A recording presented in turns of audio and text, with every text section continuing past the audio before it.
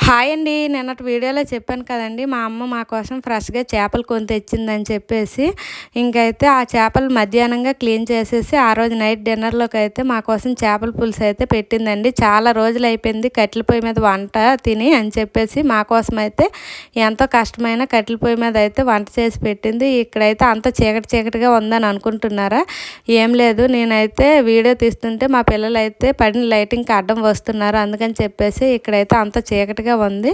ఇంకా ఎంతో సింపుల్గా ఈజీగా అయితే చేపల పులుసుని అయితే కట్టెల పొయ్యి మీద చేసేసిందండి. ముందుగా పొయ్యి పైన కళాయి పెట్టి ఆయిల్ వేసి ఉల్లిపాయ పచ్చిమిర్చి వేసి బాగా ఫ్రై అయ్యాక అందులో టమాటా పేస్ట్ని వేసి బాగా ఫ్రై చేశాక ముందుగా సిద్ధం చేసుకుని చింతపండు పులుసుని అయితే అందులో వేసిందండి. ఇంక ఈ చింతపండు పులుసు వేశాక అందులోనే ఉప్పు కారం పసుపు ధనియాల పొడి ఫిష్ మసాలా వేసి బాగా కలిపి ఆ పులుసుని తెరలు కాగనిచ్చాక ముందుగానే సిద్ధం చేసుకుని చేపల ముక్కలు అయితే అందులో వేసిందండి. ఈ చేపల పొయ్యి మీద కొత్త ఉడుకుతుంటే ఆ స్మెల్ అయితే ఇల్లంతా నిండిపోయింది. చూడండి చేపల పులుసు ఎంత ఎమ్మీగా ఉందో. వీడియో నచ్చితే లైక్ అండ్ సబ్స్క్రైబ్. బాయ్.